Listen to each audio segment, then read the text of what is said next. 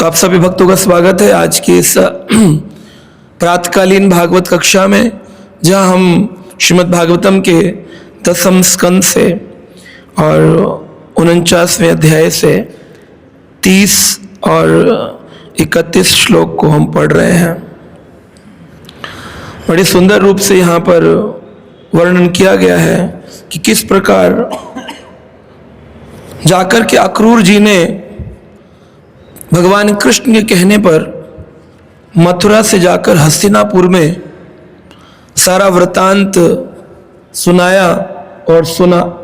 धृतराष्ट्र क्या दुर्व्यवहार कर रहा था पांडवों के साथ में, ये सब श्रवण किया उन्होंने। तो श्लोक में सुखदेव गोस्वामी परीक्षित को कहते हैं, श्री शुक उवाच इति अभिप्रेत्य नृपते अभिप्रायम। अभिप्राय शब्द का अर्थ है मनोवृत्ति, एटीट्यूड्स। जीवन में व्यक्ति जब भक्त बनता है तो आरती करना सीख सकता है, करताल बजाना सीख सकता है, धोती कुर्ता पहनना सीख सकता है, तिलक लगाना सीख सकता है, परंतु मनोवृत्ति बदलने में उसका पूरी जीवन चला जाता है। तो मनोवृत्ति कैसे बनती है? पूर्व जन्म के संस्कारों से मनोवृत्ति होती है। तो जो स्किल होती है, मृदंग बजाना स्किल है, साइकिल चलाना स्किल है, गाड़ी चलाना स्किल है, तो ये सीखा जा सकता है। लेकिन मनोवृत्ति सीखी नहीं जा सकती, वो पाई जाती है। आज आप जैसा कर्म करेंगे उसके अनुरूप में आपकी मनोवृत्ति बनेगी, एटीट्यूड। हम लोग कभी कभी जब सेमिनार करते हैं तो उसमें कहते हैं ए फॉर 1, जो अंग्रेजी के अल्फाबेट है, ए से जेड तक 26 अक्षर है। ए को 1 दें, बी को 2 दें, सी को 3 दें, और ऐसे से 26 नंबर लिख लें। अब अगर आप स्किल लिखें SKILL और उसको नंबर दीजिए, एस कितने नंबर पे आया, आई कितने नंबर पे आया, फिर टोटल करिए, तो स्किल जो है वो 90 नंबर से नीचे आता है। और जो एटीट्यूड है ATTITUDE, तो ए को नंबर देंगे 1, टी को ऐसे नंबर देंगे, जब टोटल करेंगे तो वो 100 आएगा। यानी कि जितना कुछ भी हार्ड वर्क, स्किल, मेहनत, आदमी जितना भी कुछ करता है, सब चीजों के अंदर है मनोवृत्ति। श्रील रूप गोस्वामी पाद ने उपदेशामृत ग्रंथ लिखा और श्रील भक्तिविनोद ठाकुर ने उसकी एक टीका लिखी जिसका नाम है पीयूष वर्षिणी टीका। उसके अंदर वो कहते हैं कि एक भक्त के लिए भक्ति में कांत भाव को प्राप्त करना एक मनोवृत्ति का काम है। कोई व्यक्ति सीख करके मनोवृत्ति प्राप्त नहीं करता है, मनोवृत्ति प्राप्त होती है उसको पूर्व संस्कारों से। अब होता क्या है, श्रील प्रभुपाद जी कहते हैं भागवत कक्षा में 3 प्रकार के शिष्य आकर बैठते हैं। एक के अंदर गीली घास है जो कि पूरी पानी के अंदर पूरा गीला हो रखा है बारिश में। दूसरा व्यक्ति है जिसकी घास गीली थी लेकिन निकाल कर किनारे रख दी है, सूख गई है। और एक घास है जो कभी पानी में गई नहीं, बिल्कुल सूखी हुई है। अब चिंगारी लगी आग की, तो जो गीली वाली है उसमें चिंगारी कितनी भी पड़ जाए कुछ नहीं होने वाला। जो थोड़ी थोड़ी सूखी है उसमें चिंगारी पड़ेगी तो थोड़ी देर जलेगी, फिर बुझ जाएगी। लेकिन जो पूरी सूखी है उसमें चिंगारी लग गई तो क्या होगा? हाँ जी, आग लग जाएगी, और जिधर लगेगी उधर सारे जंगल के जंगल हिला देगी, है कि नहीं? ये होता है। तो भागवत कक्षा में बैठते हैं तो ये शिक्षा मिली, चिंगारी लगी, लेकिन मनोवृत्ति होगी ना। मनोवृत्ति है ना किसी व्यक्ति की, सूखी घास। प्रभुपाद जी पहली बार मिले भक्ति सिद्धांत श्री ठाकुर श्रील प्रभुपाद जी से। अभी हम लोग जनवरी के फर्स्ट वीक में, प्रथम हफ्ते में ही कलकत्ता में भागवत सप्ताह कर रहे थे। तो उल्टा डांगा से और ट्रॉलीगंज, जहाँ प्रभुपाद जी का जन्म हुआ, सब जगह से भक्त आते थे। अपना मिड टाउन कोलकाता से और इस्कॉन मिंटो रोड से सब भक्त आते थे कथा सुनने। उद्धव गीता पर सप्ताह था, 1000 श्लोकों पर भगवत सप्ताह हुआ, उद्धव गीता 11वां स्कंद।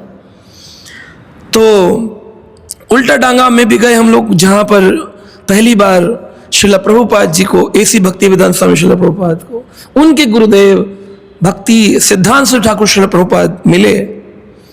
तो उन्होंने पहली बार में क्या कहा, इतने सारे लोग बैठे थे, तुम पढ़े लिखे व्यक्ति हो, क्यों नहीं जाकर के विदेशों में प्रचार करते हो? अब ये बात तो सबके लिए भी बोली जा सकती है, है ना। मैं बोलूं अपनी मनोवृत्ति सुधार लीजिए, कोई एक के लिए थोड़ी बोला, सबके लिए बोला। पर वो सूखी घास थी ना, आग लग गई, बुझी नहीं वो, अब इसी गई कि जंगल के जंगल पूरे ऑस्ट्रेलिया अमेरिका के जंगल जला डाले उस सूखी घास। जब श्रील प्रभुपाद जी का नित्य लीला प्रवेश काल था तो श्रील प्रभुपाद जी के भक्त परम पूज्य तमाल कृष्ण गोस्वामी महाराज एक पुस्तक लिखे हैं, the last pass times of Srila Prabhupada. तो उसमें वो बताते हैं कि प्रभुपाद 1977 में 1970 में वृंदावन के मंदिर में पहुंच गए थे और नित्य लीला में प्रवेश करने वाले थे।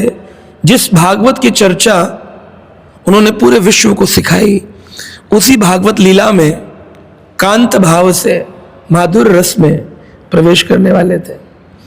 तो उनके जो गौड़िया मठ के भक्त थे वो मिलने आए, जिसमें प्रसिद्ध एक बॉन महाराज थे, बीबी पुरी स्वामी महाराज थे, हाँ, और अलग अलग उनसे मिलने के लिए आए। तो श्रील प्रभुपाद जी ने हाथ जोड़ करके उनसे कहा, प्रचार करते वक्त अगर मुझसे आप लोगों के चरणों में कोई अपराध हुआ हो, उसके लिए आप मुझे क्षमा करिएगा। जबकि पूरा जीवन श्रील प्रभुपाद ने कहा कि हमको सजातिया, सुस्निग्ध सजातिया संग करना है। श्रील रूप गोस्वामी पाद के अनुसार सुस्निग्ध यानी जो बहुत ही रसीला हो, और सजातिया हमारी जाति का, स्कॉन का डिवोटी स्कॉन की कथा सुने। लेकिन श्रील प्रभुपाद जी बड़ी विनम्रता से उनसे कह रहे हैं। तो तमाल कृष्ण महाराज लिखते हैं कि क्यों हो पाया, मनोवृत्ति के कारण। श्रील प्रभुपाद जी की मनोवृत्ति थी।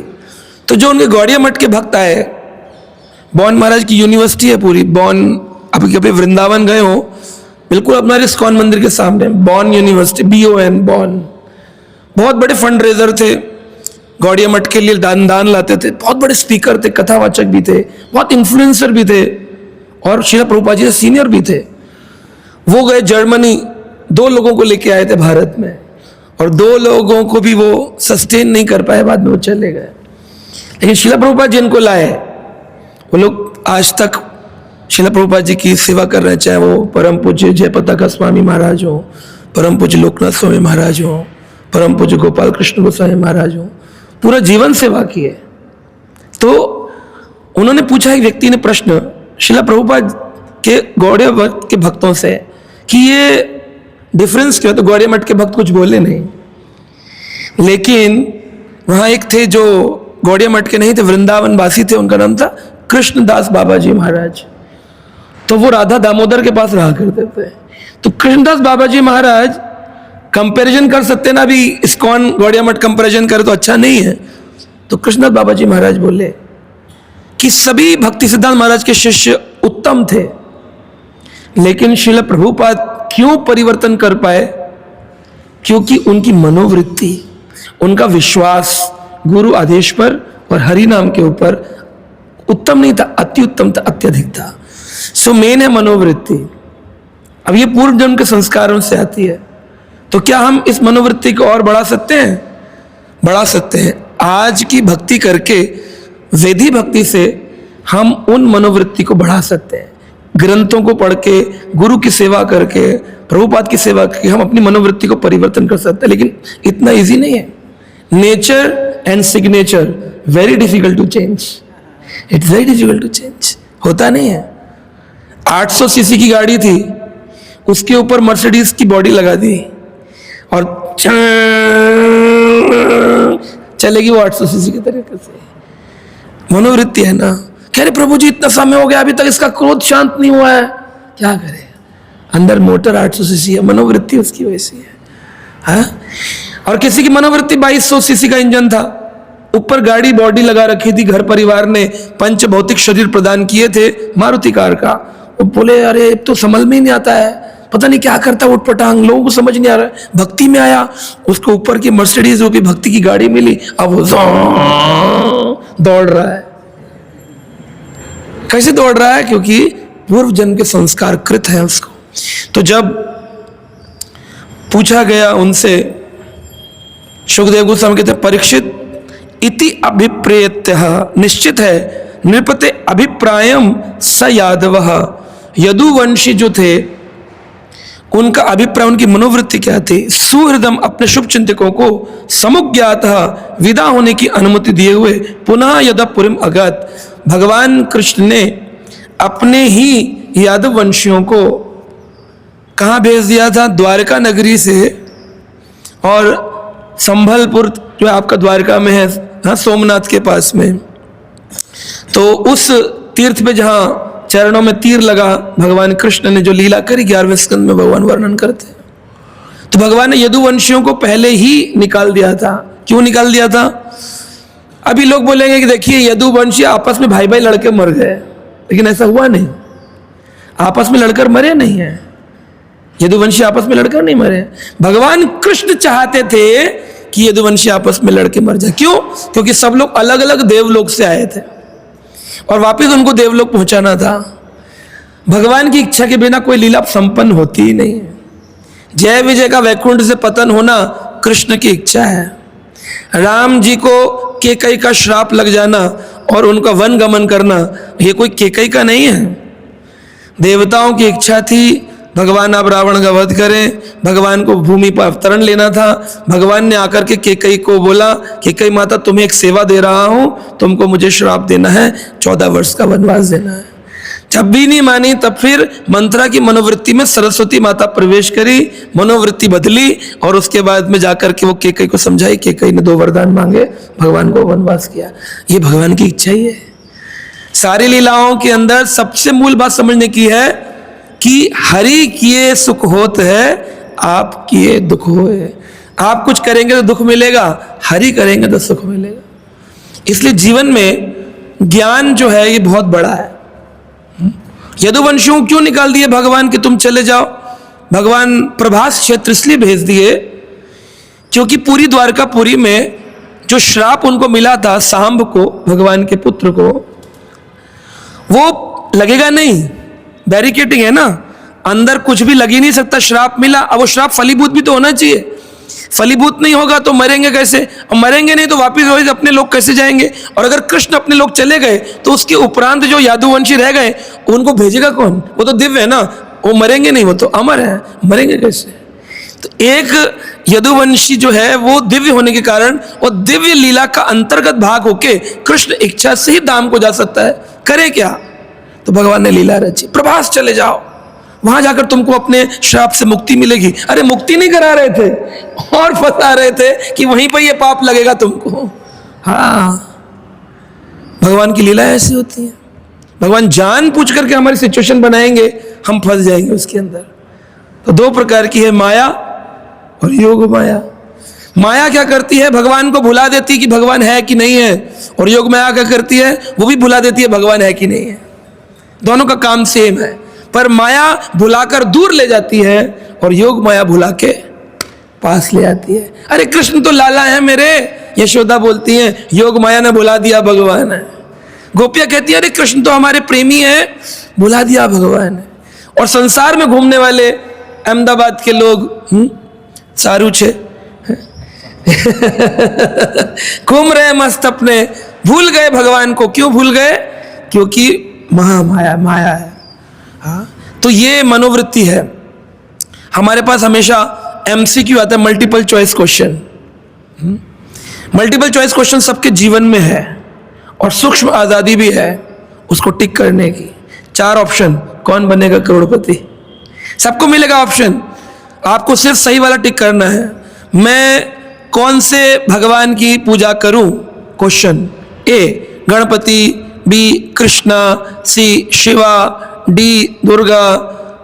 आपने टिक कर दिया कोई और, तो क्या होता है? नंबर मिलता है? नहीं मिलता। लेकिन जैसे ही टिक किया सही वाला, नंबर मिल जाएगा, तो आप भक्ति में आगे बढ़ जाएंगे। तो 1 करोड़ रुपया पाने के लिए कौन बनेगा करोड़पति, ऐसे भगवान ने एक पेपर दिया हमारी लाइफ में, कौन बनेगा कृष्ण भक्त। उसके अंदर प्रश्न आते हैं प्रतिदिन, परिस्थितियां आती हैं पूर्व जन्म के कर्मों के कारण।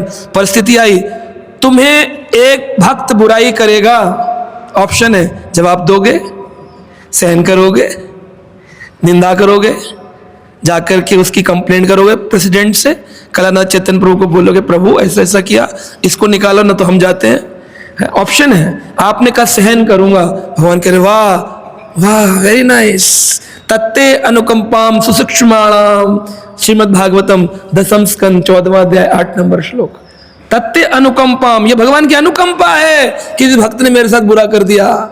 तो अभिप्राय जो है ना, मनोवृत्ति, अभिप्राय क्या है?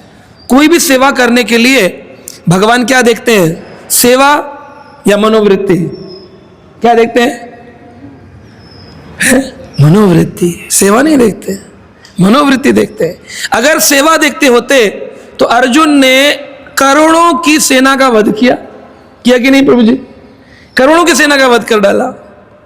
लेकिन पाप लगा क्या? क्यों नहीं लगा?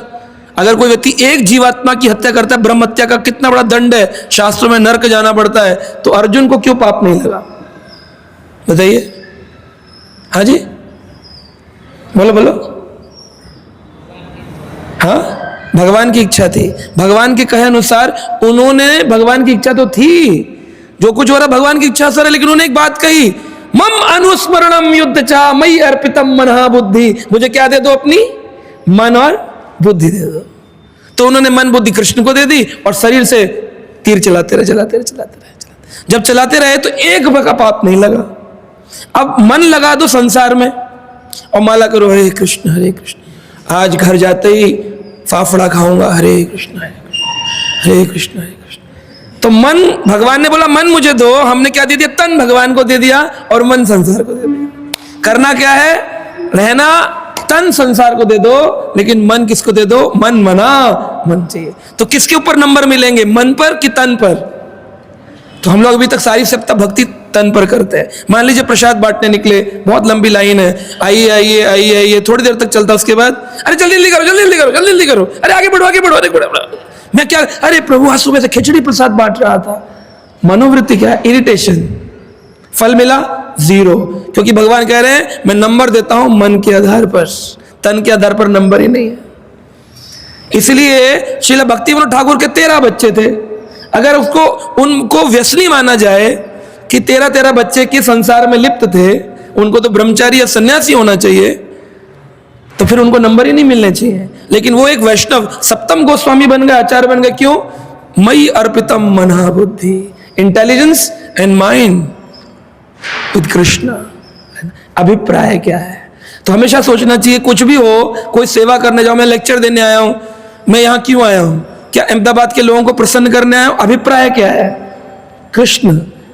जा रे देखे तारे कहे कृष्ण उपदेश, हमारा आज्ञा गुरु हो ये तारे ही देश। जहां जाऊंगा वहां क्या बोलूंगा?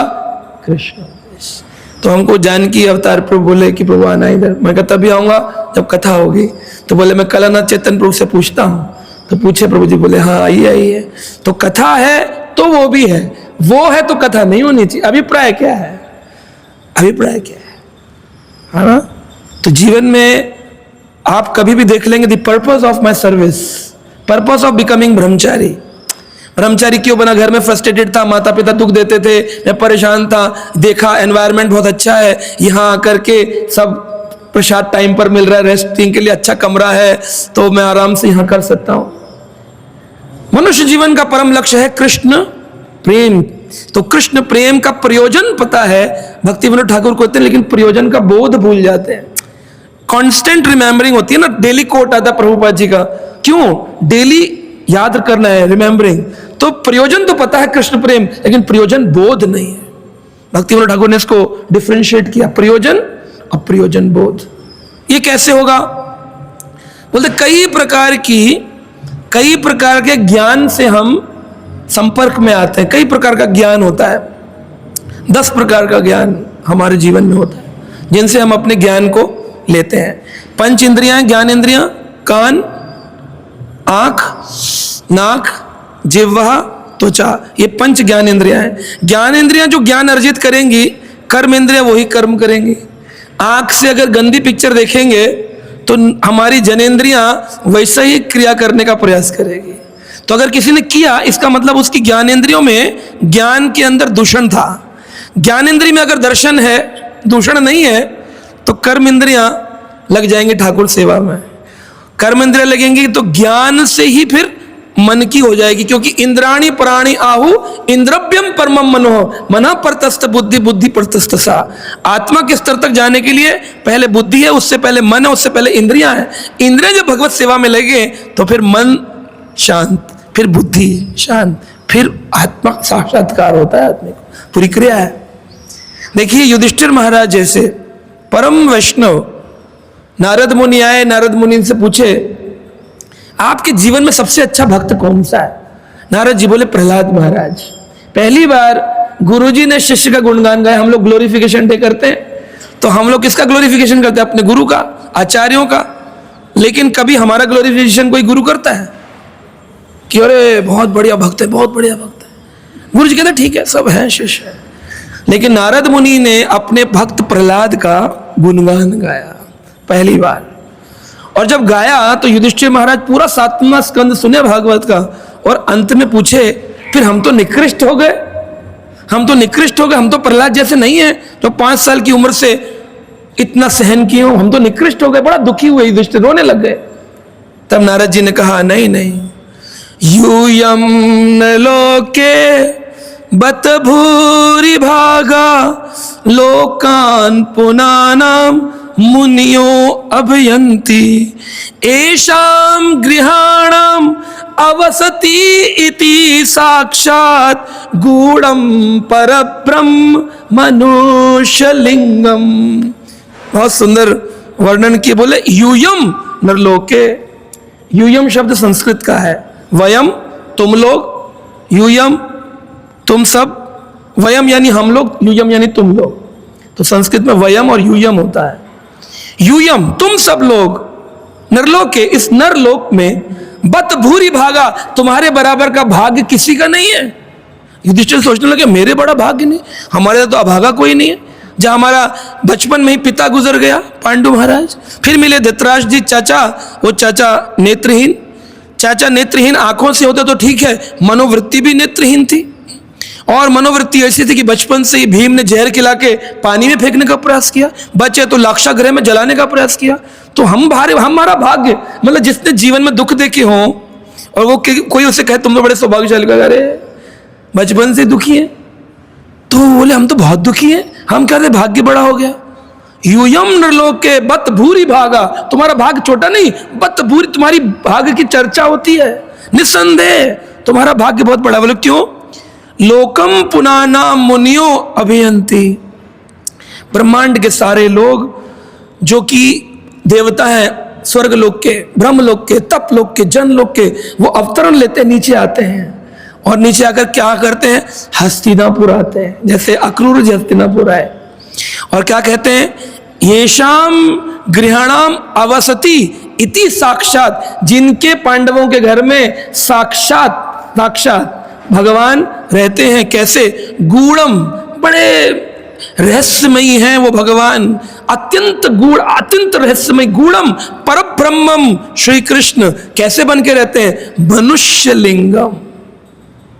शिवलिंग तो सुना है आपने, मनुष्य लिंग सुना है?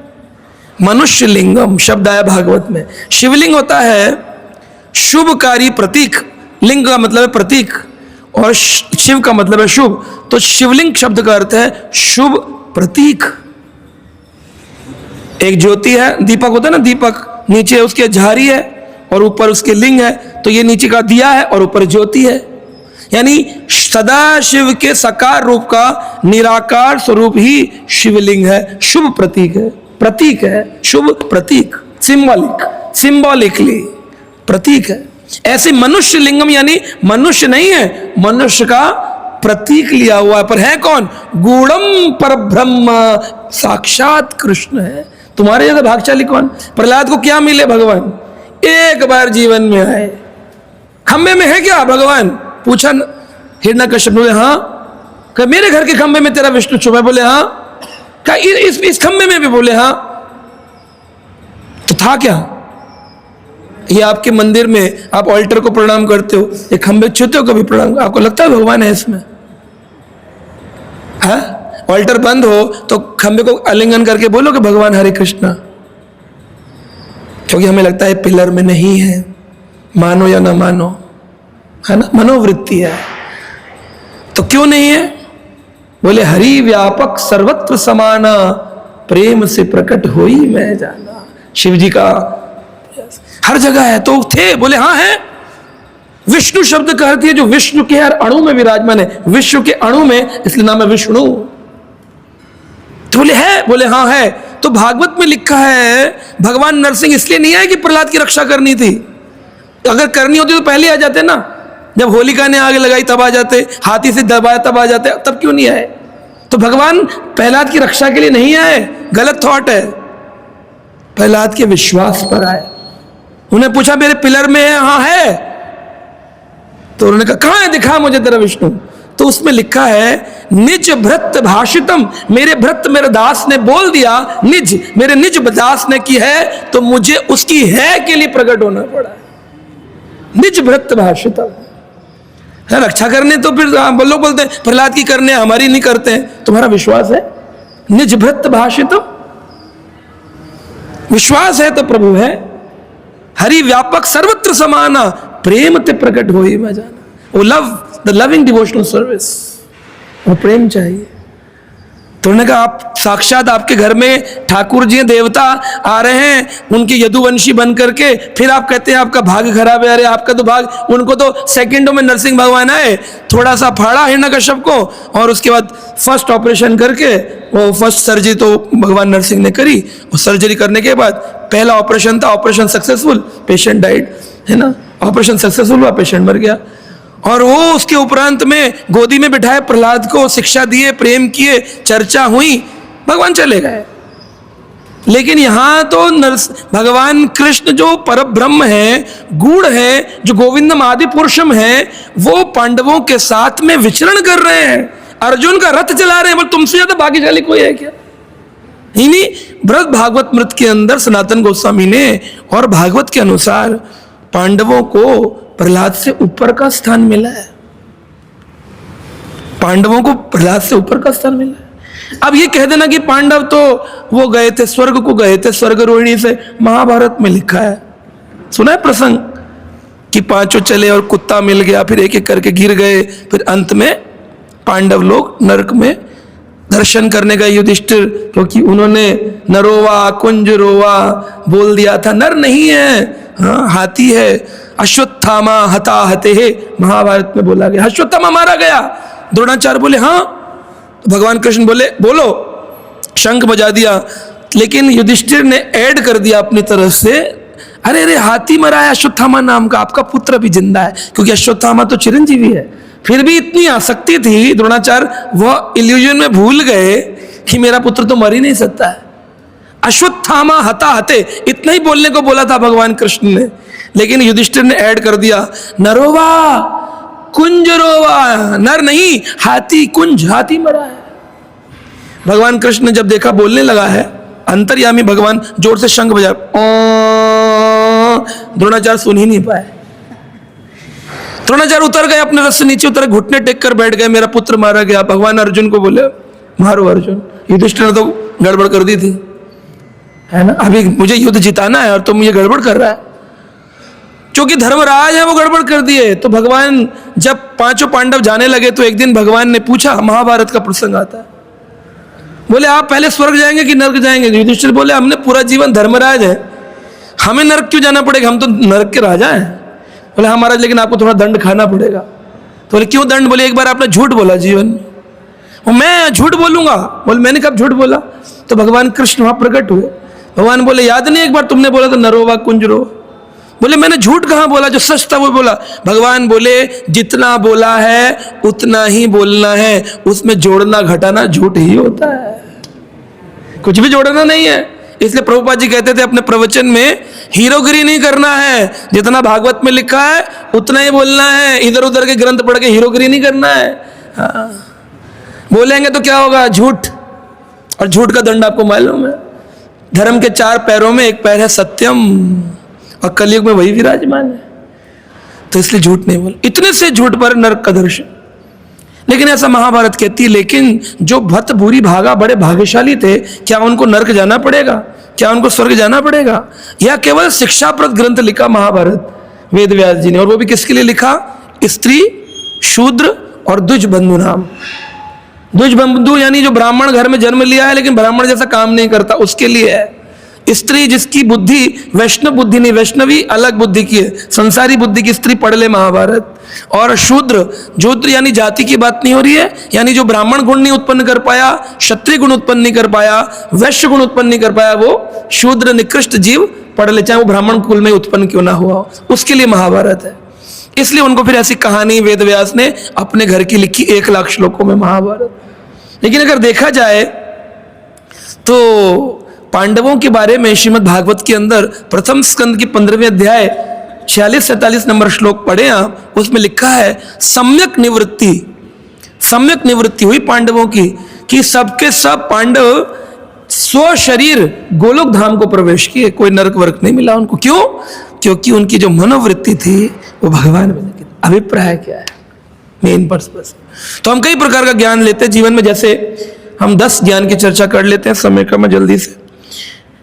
पहला है इंद्रिय जन्य ज्ञान, यानी इंद्रियों से उत्पन्न ज्ञान, जिसको सेंसरी नॉलेज कहते हैं। हम सेंसेस से अपने ज्ञान लेते हैं, जैसे विज्ञान, साइंस जिसकी बात लोग करते हैं, ऑब्जर्वेशन की बात करते हैं, एक्सपीरियंसेस के अनुभवों की बात करते हैं। ये सब स्पर्श का ज्ञान है, आंखों से देखा गया है, कान का ज्ञान है। अब गुरुदेव किसी के मदिरालय में जा रहे हैं प्रवचन देने, और वो आंख से देख रहा है, उसकी मनोवृत्ति क्योंकि शुद्ध नहीं है, तो लग रहा है मेरे गुरुदेव का पतन हो गया, मदिरा हम पीने जा रहे हैं। दृष्टि से ज्ञान उत्पन्न हुआ, इस ज्ञान को कहेंगे इंद्रिय जन्य ज्ञान, इंद्रियों से उत्पन्न ज्ञान। लेकिन जब वो अंदर चला गए, गुरुदेव तो प्रचार करने गए ना अंदर, कि अंदर मदिरा पीने गए, प्रचार करने गए। लेकिन इंद्रिय जन्य ज्ञान सीमित बुद्धि का होता है, साइंस का ज्ञान सीमित होता है। अब साइंस क्या जानती है? नवग्रह होते हैं, 9 प्लैनेटरी सिस्टम, ऐसे घूमते हैं। हम कहते हैं 14 प्लैनेटरी सिस्टम, तो लोग बहस करने लग जाते। जब प्रभुपाद जी ने अमेरिका में प्रचार प्रारंभ किया तो 4 स्कंद भागवत तक तो लोग बड़ी जय जयकार करते थे, शिला प्रभुपाद की जय। लेकिन 5वां स्कंद जब आया प्रिंट होके, लोगों ने पढ़ा कि जो सूरज है उससे भी दूर चंद्रमा है। अब ये तो बुद्धि विज्ञान तो मानता ही नहीं, विज्ञान तो कहेगा चंद्रमा तो नजदीक है, उसके ऊपर फिर सूरज है, सूरज तो सेंटर में है, उसके आसपास नवग्रह घूम रहे हैं। ये 14 लोग कहाँ से आ गए? शिशुमनार लोग कहाँ से आ गया? ये सुमेरु पर्वत कहाँ से आ गया? ये इतने चारों तरफ के दिक्पाल कहाँ से आ गए? ये इंद्र स्वर्ग पितृ कहाँ से आ गए ये लोग? तो समझ ही नहीं आएगा व्यक्ति को। तो उसके पास क्या होनी चाहिए? गुरु के प्रति श्रद्धा। लेकिन इंद्रिय जन्य ज्ञान के साथ हम भागवत को भी नहीं समझ पाएंगे। हम भागवत को अगर इंद्रिय जन्य ज्ञान से समझेंगे, समझ नहीं आएगा। इसको कहते हैं इसलिए एम्पेरिकल और सेंसरी नॉलेज। दूसरी होती है अनुमान ज्ञान, यानी इन्फ्रेंशियल नॉलेज। इन्फ्रेंशियल यानी अनुमान लगाते हैं, टेलीस्कोप लगा के बैठ गए, ये जो गिर रहा है ये पुच्छल तारा है क्या? पुच्छल तारा है क्या? देखो ये पोल स्टार है, पूंछ वाला, टेल है इसकी, पूंछ तारा है ना? अनुमान लगा रहे हैं, है ना? वो कह रहा है अरे भाई तूने माइक्रोस्कोप उल्टा लगा रखा है, टेलीस्कोप सीधा कर। हाँ, अरे तेरे घर का बल्ब है वो। अनुमान लगा रहे हैं ना, अनुमान लगाते रहते हैं। तो ये अनुमान का ज्ञान जो है वो बिल्कुल बेकार है। फिलोसोफर जितने दार्शनिक हुए विश्व में, मैथमेटिशियंस, गणितज्ञ हुए, जितने थ्योरी देने वाले लोग हुए, इन सब के पास में अनुमान का ज्ञान है। जहां ना पहुंचे रवि वहां पहुंचे कवि। तो कैसे पहुंच गए? तो एक बार एक कवि ने कविता सुनाते सुनाते बहुत पी ली, और पी करके रात भर पीता रहा, कथा नहीं क्या, कविताएं सुनाता रहा। और सुबह जब चला तो म्यूनिसिपल की तो आप जानते हैं कैसी स्थिति होती है भारत में, तो एक गड्ढा खुला हुआ था, तो उस गड्ढे में गिर गया। अब रात भर पड़ा रहा। जब सुबह रोशनी हुई 7-8 बजे, लोग चले रोड पे, तो आवाज आ रही थी कोई बचा लो, कोई बचा लो। तो देखा, बोले अरे कवि रात भर कहाँ गिर गए? बोले रात को जब मैं चला कविता पूरी करके पी आ जाता था, गड्ढे में गिर गया, तब से पड़ा वो। तो उसने ही कहा जहां ना पहुंचे रवि, क्योंकि अंदर तो सूरज की रोशनी नहीं थी, जहां ना पहुंचे रवि वहां पहुंचे कवि, कवि वहां पहुंच गए। तो इस तरह से लोग व्यंग्यात्मक दृष्टि से बोलते हैं इस बात को। तो ये क्या करता है, मेंटल स्पेकुलेशन देता है, मनोधारणिक धर्म उत्पन्न करता है, अनुमान, है ना। लोग अनुमान लगाते हैं भगवान निराकार है कि साकार है।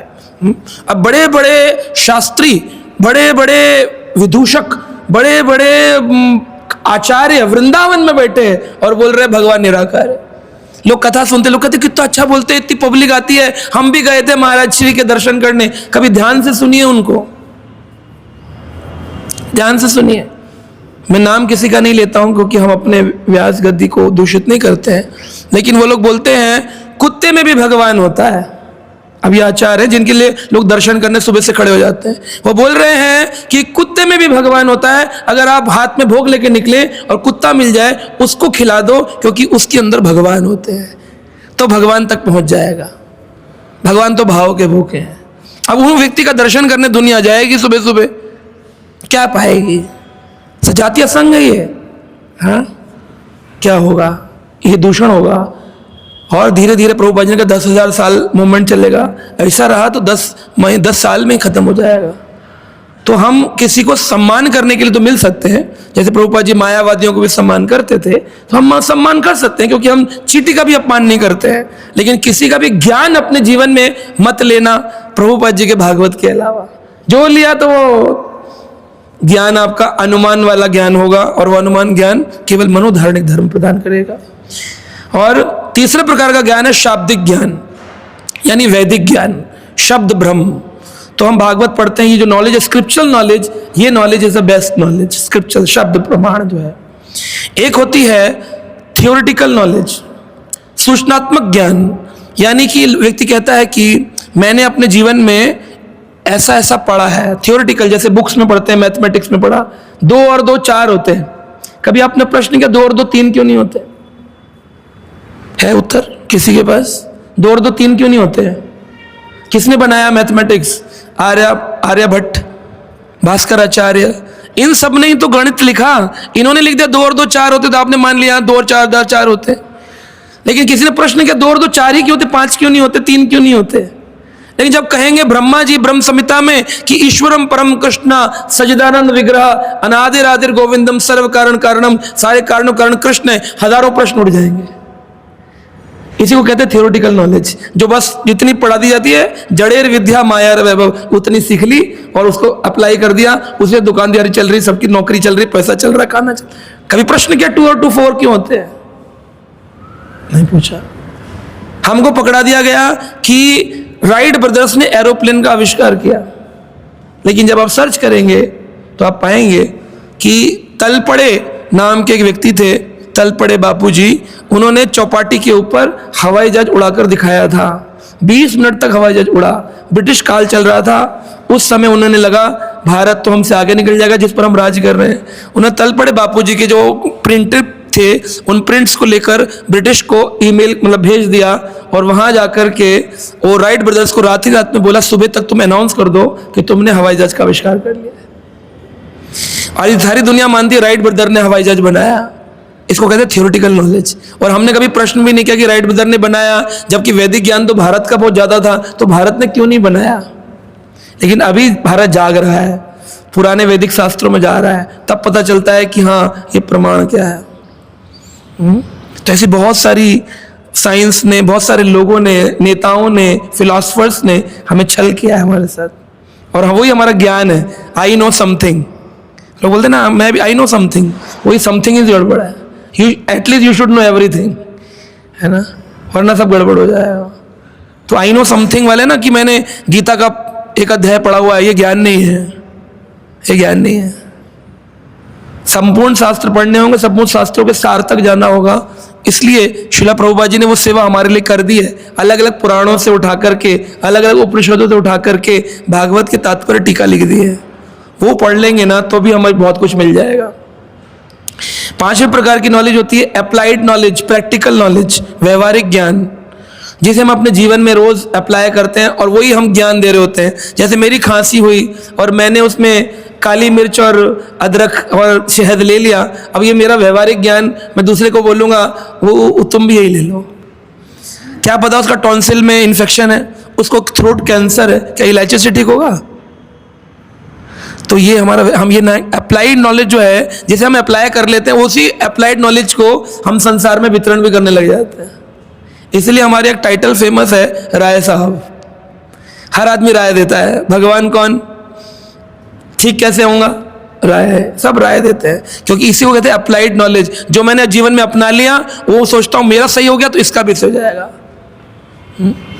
अगर कोई सनातन धर्मी किसी मजार के ऊपर, वो मजार होती है ना, क्या बोलते हैं उसको, मुस्लिम लोगों का, उसके ऊपर चादर चढ़ा रहा है, उसके घर बच्चा हो गया, तो जितने निसंतान है सब पहुंच जाएंगे वहां, चादर चढ़ाएंगे, बोलेंगे इधर से मेरी संतान होती है। तो एक शिष्य ने एक गुरुजी से कहा, गुरुजी मेरे को इतने दिन हो गए आपके सत्संग में आते हुए, मेरे घर संतान नहीं हो रही है, तो मुझे बताइए कौन सी जगह चादर चढ़ानी चाहिए। गुरुजी बोले चलो मेरे साथ मॉर्निंग वॉक पे। तो मॉर्निंग वॉक पे गए तो देखा एक सुअर और उसकी सहभागिनी मादा सुअर घूम रही थी, और उनके 13-14 बच्चे पीछे पीछे चल रहे थे। तो गुरुजी ने शिष्य से पूछा, शिष्य ये बताओ ये कितने सत्संग अटेंड करती है? तो उन्होंने कहा कि ये तो एक भी नहीं करती। बोले फिर इसके 13-13, 14-14 संतान कैसी हो रही है?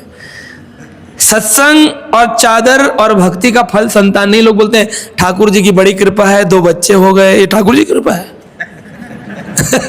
ठाकुर जी किया धरा तेरा, मेरे को नाम लगा। तो संतान हो जाना, धन हो जाना, ये सब नहीं है, ये नहीं है, ये सब हमारे ऊपर भगवान की कृपा नहीं। भगवान की कृपा यही है कि हमारी मनोवृत्ति में परिवर्तन आए, हमारे थॉट प्रोसेस बदल जाए, हमारी विचारात्मक दृष्टि बदल जाए, हमारे समाज को देखने का नजरिया बदल जाए, उसको कहते हैं भगवान की कृपा हुई है। छठे प्रकार का ज्ञान होता है बौद्धिक ज्ञान, इंटेलेक्चुअल नॉलेज। IAS ऑफिसर्स में बैठेंगे और बड़े बड़े सनातनी सत्संगी भी होते हैं, संप्रदाय खोल रखी हैं अलग अलग, जो अप संप्रदाय है, और वो संप्रदाय ज्ञान देती हैं। सुबह सुबह उनमें प्रवचन होते हैं, ऐसे धीरे धीरे बोला जाता है, तुम क्या लेकर आए थे, तुम क्या लेकर जाओगे, आंख बंद कर लो, लंबी सांस लो, माया को छोड़ दो, माया को छोड़ दो। ऐसे प्रवचन धीरे धीरे होते रहते हैं। ये इंटेलेक्चुअल लोग होते हैं, बड़े बौद्धिक लोग होते हैं, इनकी माया आज तक नहीं छूटी है। शिक्षा देते माया छोड़ दो, माया छोड़ दो है। फिर लिखा हुआ था 800 करोड़ का टर्नओवर है बाबा जी महाराज का, है असला मिला है इनके गोदाम के अंदर, बारूद मिला है। तो ये सब बौद्धिक लोग, इंटेलेक्चुअल लोग होते हैं। ये क्या करते हैं, डिबेट करते हैं, तर्क करते हैं, तर्क में बड़े एक्सपर्ट होते हैं। और भागवत महाभारत कहती है तर्को अप्रतिष्ठम, तर्क से कभी भगवान की प्रतिष्ठा नहीं होती। अच्छा जी हमने तो सुना था ऐसा था, आप लोग ऐसा बोलते हैं, ऐसा थोड़ी हो सकता है, हमने तो ऐसा सुना था, हमारे घर में ऐसा होता था। ये तर्क करते रहते हैं। एक आदमी दीपक लेकर निकला अपने घर से कार्तिक में दीपदान करने के लिए। एक तार्किक आ गया, इंटेलेक्चुअल व्यक्ति आ गया। तार्किक पूछ रहा है, रुक जाओ, तुम इतने बड़े भक्त बनते हो, ये बताओ ये दीपक की ज्योति आई कहां से, ये दीपक की ज्योति आई कहां से? अब वो सोचने लगा, बोला मैं बोलूंगा यहां से आई, फिर कहेगा वहां से आई, इतनी देर में दीपक का घी डल जाएगा सारा, और मैं कार्तिक का दीपदान नहीं कर पाऊंगा। तो उसने जोर से किया, दीपक की ज्योति बंद कर। क्या हुआ, कहां गई? बोले जहां से आई थी वहीं गई। तो तार्किक लोगों से ऐसी बचना होता है। ये उल्टा पुल्टा तर्क करते हैं, इनको किसी बात पर विश्वास ही नहीं है भगवान पर, है। एक व्यक्ति बोला मेरे को, बोला राम कथा कर रहा था मैं, अभी गाजियाबाद में राम कथा हुई, तो प्रश्न किया कि हनुमान जी ने जब सुंदर पर्वत पर चढ़कर श्रीलंका जाने के लिए छलांग लगाई, तो बीच में एक सुरसा नामक राक्षसी आई। सुरसा नाम राक्षसी, सांपों ने उसको भेजा, सर्पलोक की रानी, अब थी वो राजकुमारी। देवताओं ने कहा जरा परीक्षा लेके आओ, तो अपना मुख बढ़ाने लग गई। 20 योजन, 10 योजन, 100 योजन तक ले गई। 100 योजन यानी 1200 किलोमीटर। और हनुमान जी ने भी अपने आप को 20 योजन, 50 योजन करने की कोशिश की। और अंत में सूक्ष्म रूप धरी कपी ने सूक्ष्म रूप धरा और मुख में प्रवेश किया और बाहर निकल गए। तो अहिन की माता यानी सर्पों की माता सुरसा ने कहा, वाह बड़े बुद्धिशाली हो, ज्ञानी नाम अग्रगण्यम हनुमान, बुद्धिशाली है हनुमान, तुम बाहर निकल गए हो। हाँ, मैंने अपना मुंह इतना बड़ा खोला था, वो ऐसे देख रही थी, मुंह इतना था, ऐसे आंख ऐसी थी, वो अंदर गए, बाहर निकल गए, पता ही नहीं चला। तो बोले माँ मैंने तुम्हारी इच्छा पूरी कर दी, मैं अंदर गया, बाहर आ गया मुख के अंदर से। तो व्यक्ति ने प्रश्न किया कि प्रभु जी फिर वो जब पहुंचे सीता जी के पास तो उन्होंने मुद्रिका दी, बोले ये रामचंद्र जी की मुद्रिका मैं लाया हूं। तो अगर हनुमान जी मुद्रिका पहनकर कूदे, राम जी ने जो दी थी, वो कहीं ना कहीं तो अंगूठी लगाई होगी उंगली के अंदर।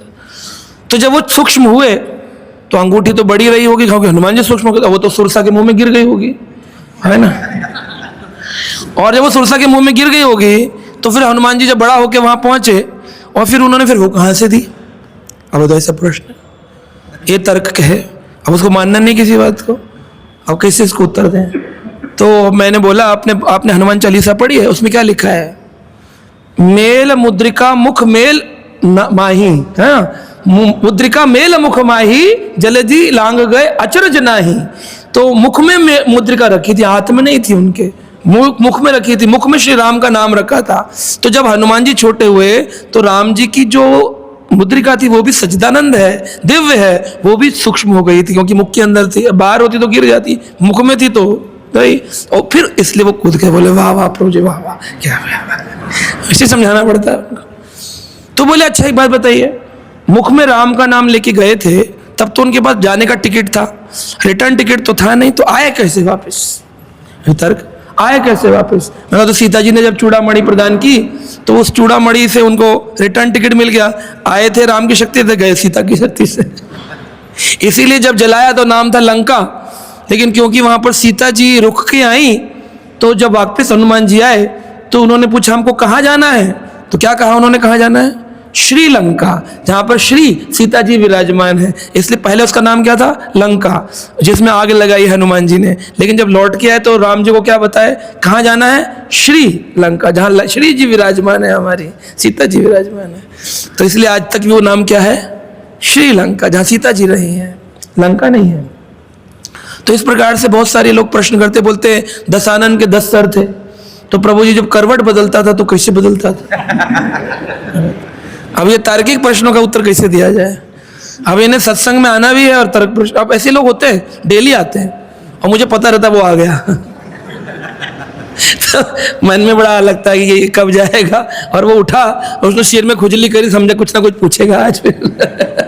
तो मैंने बोला कि उनको भी दशानन ने ना स्क्रू वाला बेड था, अब उससे शास्त्र पढ़ता नहीं, बोल दो, तो बोले स्क्रू वाला बेड लगाया था, वो जब घूमता था तो उसका बेड का सर भी घूम जाता इसी करके,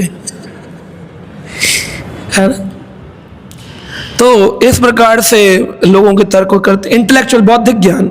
7वें प्रकार का ज्ञान होता है नैतिक ज्ञान, मॉरल एजुकेशन। बड़ी मॉरलिटी है लोगों के अंदर, नैतिकता की बात करते हैं। माँ बाप को छोड़कर ब्रह्मचारी बन जाना ये नैतिकता है क्या? क्या माता पिता की सेवा कर्तव्य नहीं है क्या? नैतिकता है।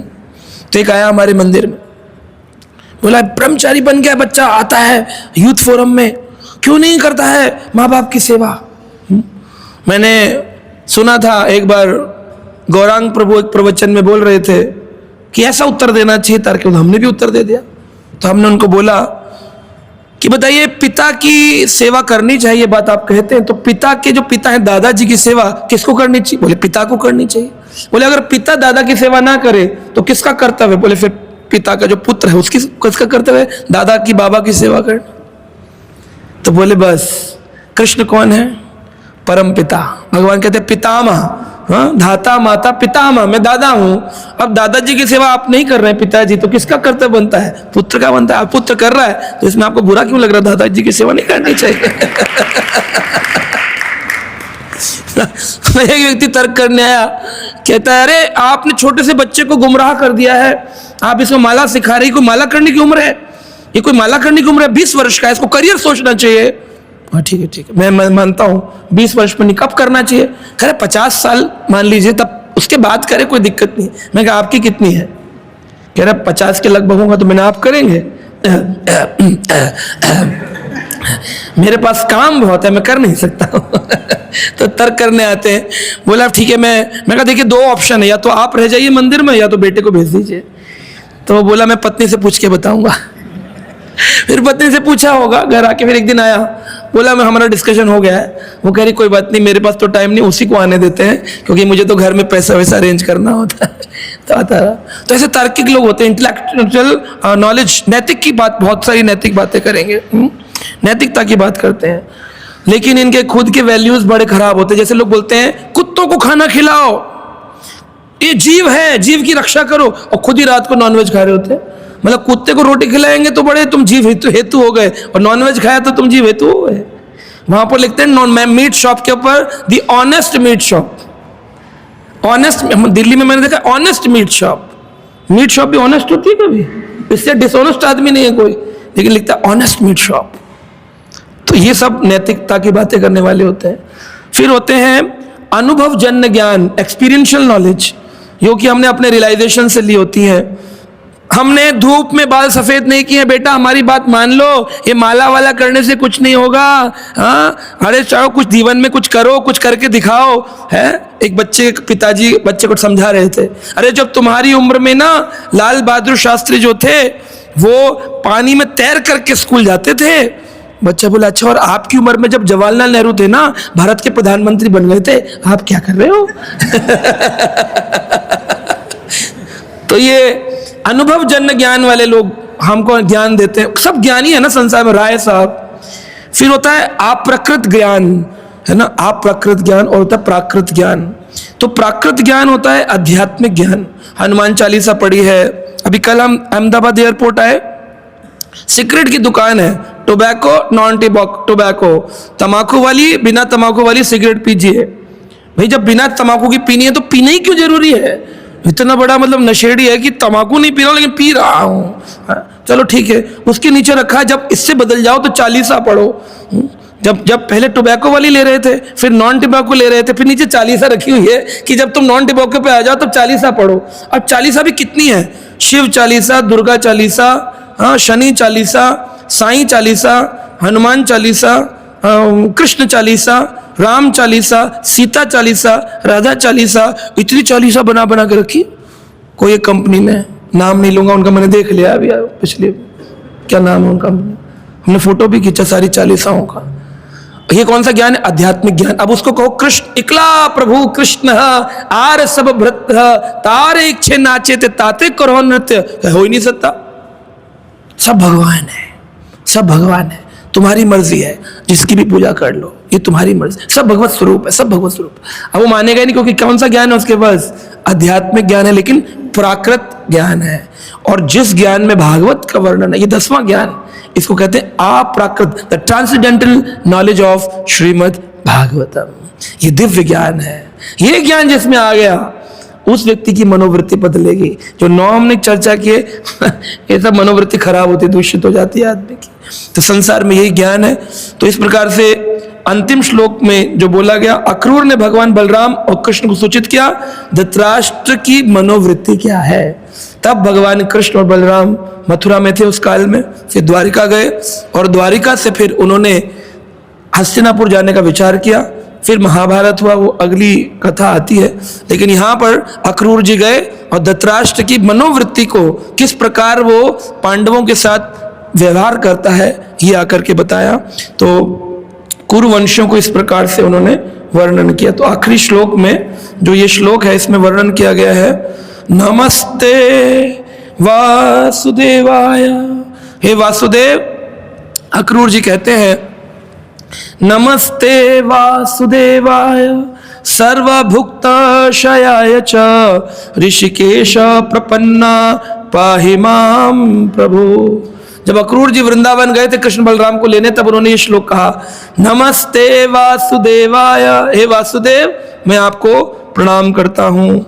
सर्वभूत शयाय च, आप कौन है? सर्वभूत, सारे जीवों के क्षय करने वाले, खत्म कर देने वाले। क्या खत्म कर देने वाले हैं? उनके पापों को क्षय कर देने वाले। इसलिए कृष्ण का एक नाम है सर्वभूत क्षया, सर्वभूत क्षयाय च ऋषिकेशाय प्रपन्नो पाहि मां मे प्रभु। हे इंद्रियों के स्वामी, मैं आपकी शरण में आना चाहता हूं, प्रपन्नो, शरणागत होना चाहता हूं।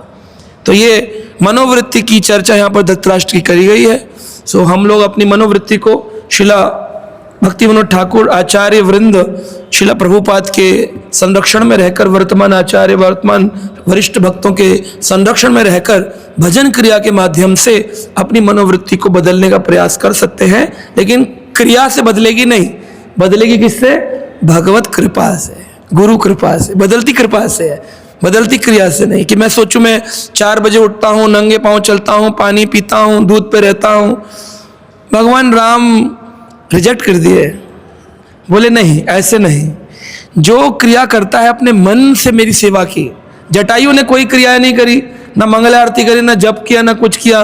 केवल जब रावण लेकर उड़ा तो उसने सेवा करी ऐसी कि उसकी वृत्ति थी कि मुझे सीता जी की सेवा करनी। दोनों पंख कट गए, भूमि पर गिरा, 2 घंटे तक युद्ध चला, चोंच मारता था, चोंच टूटती थी, रक्त निकलता था, लेकिन उसने पूरा प्रयास किया। तब सीता जी ने देखा कि एक वृद्ध गीध 60,000 वर्ष जिसकी उम्र है वो मेरी रक्षा हेतु उड़ रहा है, तो उनकी दृष्टि पड़ गई।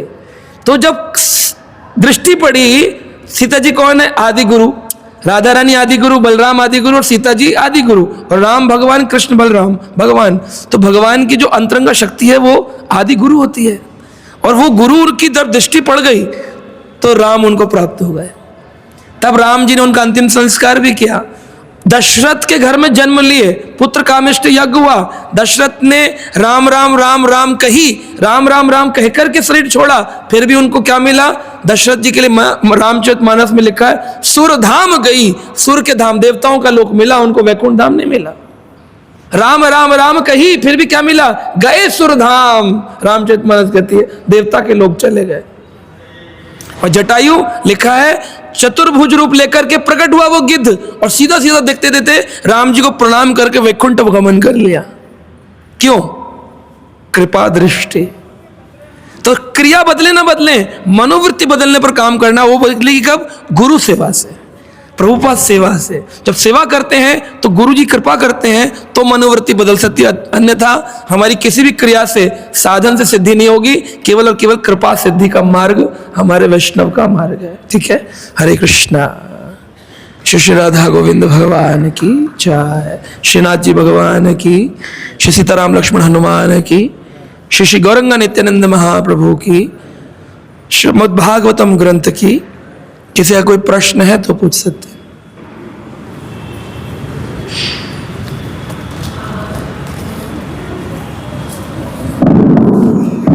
हाँ बोलिए बोलिए। दो, पहली बार में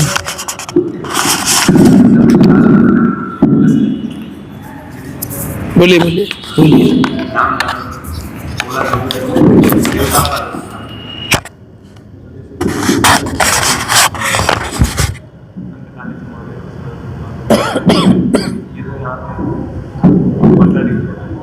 बिल्कुल कॉन्ट्रडिक्ट नहीं है। भगवान बोला अंत काले च मामेव स्मरण मुक्त्वा कलेवरम। बुलवा मुक्त्वा बोला, बुलवा क्या बोला? स्मरण। स्मरण में क्या था? पुत्र, पुत्र, केकई, पुत्र, पुत्र। राम भगवान का हाथ। मैंने बोल दिया राम राम राम, तो भगवान इतने ना समझ है, सीधा राम बोलते वैकुंठ प्रवेश। राम नाम सत्य, राम नाम सत्य, सारे वैकुंठ जा रहे हैं। तो राम का महिमा बोलते मुक्ति हो गई, मुक्ति धाम। मुक्ति का अर्थ है नरक में प्रवेश नहीं मिलेगा। बोलने पर नरक में प्रवेश नहीं मिलेगा, लेकिन वैकुंठ का प्रोटोकॉल अलग है। वैकुंठ में प्रवेश चाहिए तो अपनी स्मरण शक्ति को बदलना होगा कि श्रवणम कीर्तनम विष्णु स्मरणम। स्मरण में भगवान आने चाहिए। जा रहे देखे, जहां जाए दृष्टि वहां इष्ट देव स्मृति। खंबे में भी प्रहलाद को भगवान दिख रहे हैं, हमें भगवान में भी भगवान नहीं दिख रहे। वहां पर भी दिख रहा है पुजारी ने डेकोरेशन सही नहीं किया हुआ। जप माला में जप कर रहे हैं, जप में भगवान नहीं दिख रहे, नींद आ रही है। सेवा कर रहे हैं, सेवा में सेवा का भाव नहीं है। सेवा में जब बांट रहे हैं तो लग रहा है भीड़ बहुत है, काम बहुत है। आज पुजारी को आशीर्वाद देना होता है, स्ट्रेस हो जाता है, इतने लोगों को दूंगा मेरा हाथ दर्द हो जाएगा। वो आशीर्वाद भगवान आशीर्वाद सोच के नहीं दे रहा होता, टेंशन में होता है, इतनी सेवा कैसे करूंगा, हाथ थक जाएगा। तो हम अपने बारे में सोचते हैं, और भगवान इतने ना समझ नहीं, कोई भी बोलेगा किसी को भी ले जाएंगे। जब तक मनोवृत्ति नहीं बदलेगी, जब तक भाव युक्त नहीं होंगे, जब तक कांत भाव में प्रवेश नहीं होगा, जब तक स्मरण में नहीं आएंगे भगवान ने, नरक में नहीं जाएंगे, इतनी कृपा तो मिलेगी। तो प्रभुपाद जी कहते हैं 80% कौन के लोग स्वर्ग तक ही जा पाएंगे, क्योंकि उनकी मनोवृत्ति नहीं बदलती है। उसके लिए किसी ऐसे गुरु, रसिक गुरु की शरण में जाना होगा जो आपको मनोवृत्ति बदलने में आपका सहायक हो, आपको भक्ति का मार्ग बता सके, शास्त्र सम्मत ज्ञान दे सके। सुनी सुनाई बातों पे नहीं चलना। ऐसे बोला ना, एक श्लोक पढ़ा कॉन्क्लूजन बना लिया, नहीं नहीं नहीं, सब कुछ पढ़ना हो, नॉट वन श्लोक एज अ कॉन्क्लूजन। ठीक है,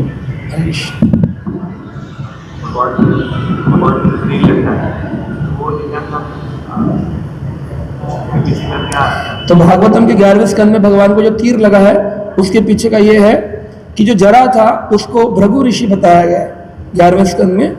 भृगु ऋषि, भृगु कौन थे? जिन्होंने परीक्षा करी थी विष्णु, शिव और ब्रह्मा में से कौन कितना सहनशील है। तो शिव जी भी नाराज हुए थे, ब्रह्मा जी भी नाराज हुए थे। जब विष्णु लोग को गए तो योग निद्रा में भगवान लेटे थे, उनकी छाती पे लात मारी थी। तो भगवान बोले कहीं तुम्हारे चरणों में चोट तो नहीं लग गई है, मेरा शरीर तो वज्र के समान कड़क है। तो तब से भृगु ऋषि को श्राप मिला कि भाई ब्राह्मण लोग श्रीहीन हो जाएंगे, लक्ष्मी नहीं होगी उनके पास। तो भृगु ऋषि ने फिर ज्योतिष शास्त्र की रचना करी। बोले ये शास्त्र में रचना कर दिया हूं, इसके बाद जितने भी लोग आएंगे ना, वो ब्राह्मण क्षत्रिय वैश्य शूद्र जितने भी होंगे वो ज्योतिष के पीछे पीछे घूमेंगे, हमारी कुंडली देख के बता दो, हमारी कुंडली देख के बता दो, फिर धन देकर जाएंगे। तो फिर भगवान बोले देखा ब्राह्मण कितना ज्ञानी होता है, लक्ष्मी तुम्हारा श्राप भी काम नहीं करता उसके ऊपर, सारी दुनिया की लक्ष्मी उसी के पास आती है। तो इस कारण से भृगु ऋषि ने जो लात मारी थी, तो भगवान ने उनको कहा तुमको एक सेवा और दूंगा, एक्सपर्ट है तुम्हारी लात मारना, जब मेरी लीला पारण होगी तब तुम मुझे तीर मारना। तो भृगु ऋषि ही जरा बनकर आए और भगवान ने वैकुंठ धाम गमन कर लिया। तो भगवान लिखते हैं भागवत में, भगवान पेड़ के नीचे बैठे थे बलका तीर्थ गुजरात में, और सोमनाथ के पास है आज भी वो, अपने लेफ्ट पांव पर राइट पांव चढ़ाया था, रख लिया था, और ऐसे बैठ करके चतुर्भुज रूप ले लिया। और भगवान जो अपने 2 भुज वाले ओरिजिनल आदि रूप था, वो उद्धव गीता उतारने के बाद उद्धव जी को बोले तुम बद्रीनाथ आश्रम चले जाओ, और स्वयं वैकुंठ चले गए। और एक माया जनित शरीर बनाया कि इसमें जरा का तीर लगेगा। तो जरा का तीर उस माया जनित शरीर के अंदर लगा। जैसे भगवान तो माया सृष्टि रच देते हैं 1 मिनट में, एक शरीर जब रचा उसमें तीर लगे, और जो माया में जो ग्रसित लोग हैं उनको लगे कि कृष्ण को भी दुख होता है, कृष्ण की भी मृत्यु होती है, वो ऐसा बोलते रहे, अपराध पाते रहे, संसार में पड़े रहे। और जो भक्त हैं वो भागवत पढ़ते हैं, और भागवत में पता चलता है भगवान कहते हैं आ दग्धवा, मेरा शरीर जलता नहीं है। लेकिन जब गुजरात जाएंगे तो वहां के जो लोकल गाइड कहेंगे आइए आइए आइए आइए, ये कृष्ण की शमशान भूमि, कृष्ण की शमशान भूमि, इधर हुआ था कृष्ण का अंतिम संस्कार। कैसे हो सकता है? जब भगवान भागवत में ले आ दग्धवा, मेरा शरीर जलता नहीं है। आत्मा का क्या होता है? नैनम चंदन शस्त्राणी नैनम दहती पावका, उसको आग नहीं लगती। तो भगवान तो पूरे सच्चिदानंद ही है, तो उनको आग कैसे लग जाएगी? फिर जननाथपुरी के लोग आ जाते, कहते भगवान का जो दिल था वो निकल गया, फिर वो घूमा और भी पूरी पहुंची। ये सब कहानियां किससे चलते रहेंगे संसार में। भगवान स्वतः शरीर छोड़कर ऊपर नहीं गए, चले गए, माया जनित शरीर बनाया है ना। तो ऐसा कुछ नहीं हुआ कि भगवान का दिल अलग ऑपरेशन करके निकाल दिया, पूरा शरीर जल गया, दिल नहीं जला। भाई क्यों नहीं जलेगा? तुम्हारे दादा पापा किसी का शरीर तुमने कभी अंतिम संस्कार किया हो तो कभी ऐसा होता है संसार में कि वो शरीर जल जाए दिल ना जले? इंसान का तो जीते जी दिल जलता रहता है, मेरा दिल बहुत जल रहा है, मेरा दिल बहुत जल रहा है, उसका दिल तो जलता ही रहता है। तो ठाकुर जी का और हुआ भी, चलो मान ले दिल बचा भी, तो साइंटिफिक तरीके से काम नहीं बनता। बोले वो क्यों? गुजरात है अरब सागर के पास, और पुरी है बंगाल की खाड़ी के पास। तो अरेबियन सागर से अगर जाएगा तो ऐसा कैसे होगा कि दिल निकला और पानी में बहा, अरब सागर से ऐसे बहा, पहले पूरा नीचे का इंडियन ओशियन तक, फिर वो श्रीलंका से यूटर्न लेके उल्टा चढ़ा ऊपर को, और फिर वो इधर आ गया, और फिर वो बैठा रहा कि कब लकड़ी का इंद्रदुम्न महाराज लाएंगे, और तो फिर कूद के दिल उसके अंदर घुस गया। कौन सी लीला कहानी बनाई लोगों ने? तो भागवत पढ़े 11वां स्कंद, सब संशय दूर हो जाते हैं। भगवान कहते ऐसी कोई लीला नहीं है, मैंने माया जनित शरीर बनाया और मैं धाम को चला गया।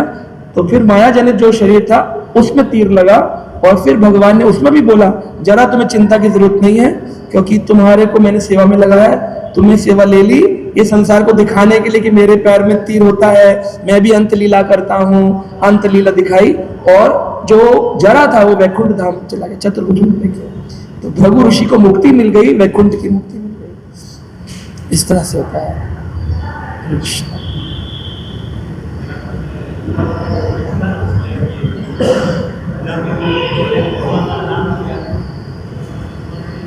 हाँ, तो उनको मुक्ति मिली भी नहीं है।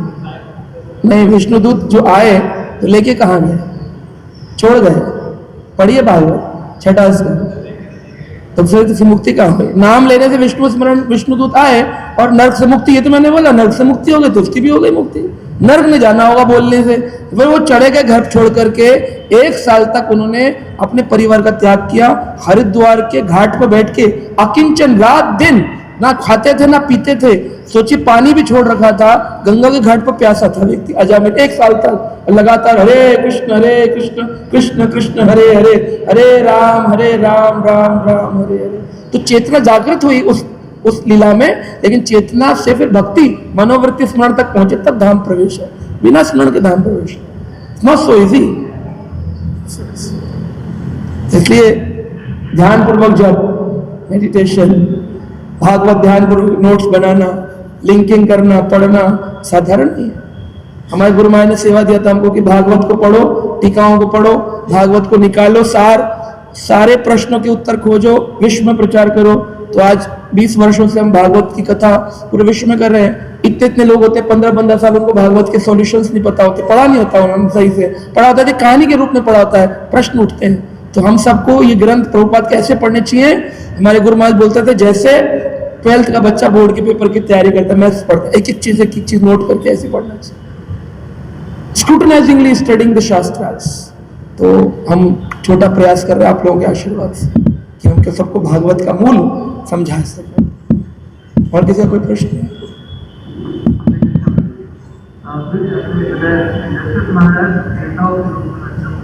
हाँ, चले गए। पिता होने के बाद भी ऐसा कैसे हुआ? इसका उत्तर यह है, भगवान जो करते हैं वो लीला करते हैं, तो इसके लिए पूरा रामायण पढ़ना पड़ता है। तो अभी मैंने 24,000 श्लोक का रामायण पूरा किया कुछ समय पहले। अभी हम 9 दिन की भागवत राम कथा करके आप सुन सकते हो, उसको यूट्यूब में जाकर कृष्णा टीवी नाम से चैनल है, तो उसमें 9 दिन का भागवत आप सुनेंगे। आपने कभी ऐसा रामायण रामानंद सागर ने भी नहीं दिखाया होगा। वो सारी चीजों के प्रश्न के लिए उत्तर दिए हैं, है ना। सो उसमें हमने बताया कि पहले वो सुरधाम गए, देवता लोग गए। फिर जब सीता जी चित्रकूट पहुंची, 11 साल चित्रकूट में रहे राम सीता।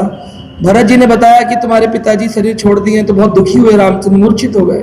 चित्रकूट में उनके लिए श्राद्ध संपन्न कार्य किए, श्राद्ध किए ताकि श्राद्ध स्थापित हो सके, श्राद्ध की स्थापना हो सके कि राम ने भी अपने पिता का श्राद्ध किया था। तो उन्होंने चित्रकूट में श्राद्ध किया। तो एक शरीर में, साधु के शरीर में दशरथ जी प्रवेश कर गए। तो सीता जी वल्कल वेश में थी, तो पेड़ के पीछे चली गई। और जब पीछे चली गई पेड़ के पीछे, तो राम जी पूछे क्या हुआ, तुम पेड़ के पीछे क्यों चले गई? बोले आपने देखा नहीं, दशरथ जी पिताश्री जो थे वो अगस्त्य मुनि के शरीर के अंदर प्रवेश किए। बोले अच्छा, मैंने तो नहीं देखा। फिर देखिए आवेश हो रहा, तो देखा ध्यान से राम जी ने, हाँ दशरथ जी आए हुए। अगर वैकुंठ चले जाते तो आते किस, इसलिए उनको सुरधाम में रखा था श्राद्ध की लीला स्थापित करने के लिए। अंत में जब भगवान लीला धाम प्रवेश किए, अपने वैकुंठ साकेत जा रहे थे अयोध्या से, तब भगवान ने सभी अयोध्या वासियों को बोला मेरे विमान पर चढ़ जाओ। तो हनुमान जी ने मना कर दिया कि मैं नहीं जाऊंगा, क्योंकि वहां राम कथा सुनने को नहीं मिलेगी, तो मैं ही रहूंगा। तो हनुमान जी ने गया। हनुमान जी के अलावा जितने लोग थे, वो धोबी भी जिसने भगवान की निंदा करी, उस धोबी को भी भगवान लेकर के गए। तो दशरथ को नहीं ले जाएंगे, तो दशरथ महाराज को स्वर्ग लोक से पिक किए। होता है ना, रास्ते से पिक कर लूंगा तुमको, तो रास्ते से पिक किए उनको। फिर अंत में वो वैकुंठ चले गए। प्रश्न, साउंड सिस्टम थोड़ा तेज करना पड़ेगा जी। अब आ रहा है।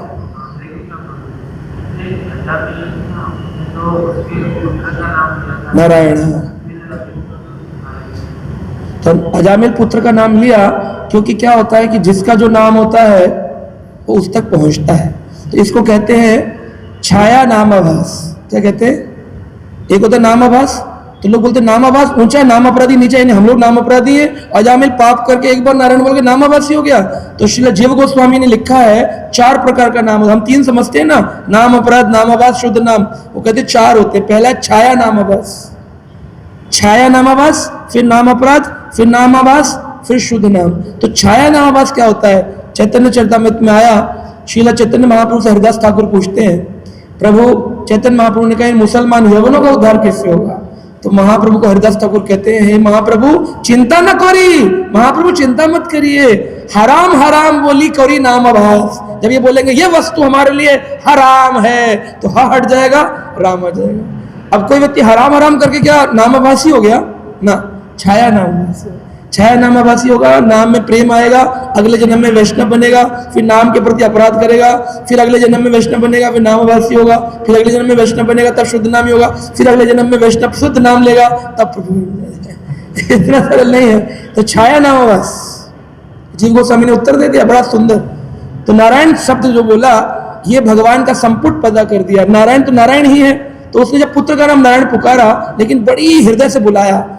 हास्यम परिहास्यम स्तोभनम हेलनवा, जब भी वैकुंठ नाम गृहणम अशेष हरम विधु, चैतन्य भागवत छठे स्कंद में आया दूसरे अध्याय में, कि वो सारे पाप खत्म हो जाते हैं। अगर कोई हंसी में भी बोले, ऐसे भी बोले, तो पाप खत्म हुए ना।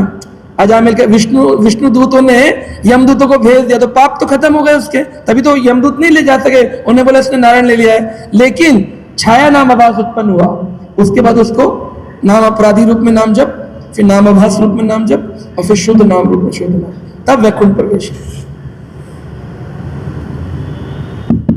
हो गया। हाँ जी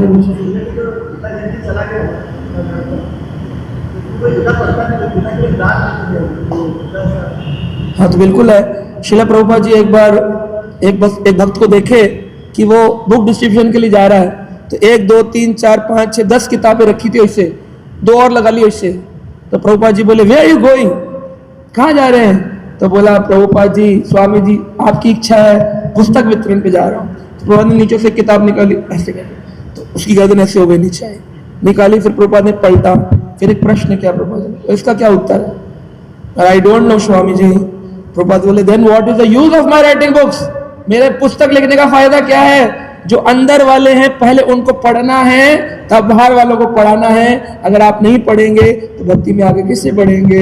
यानी जो आप भक्ति में आगे बढ़ना चाहते हैं उनको आध्यात्मिक ग्रंथों को प्रतिदिन 1 घंटा कम से कम पढ़ना चाहिए।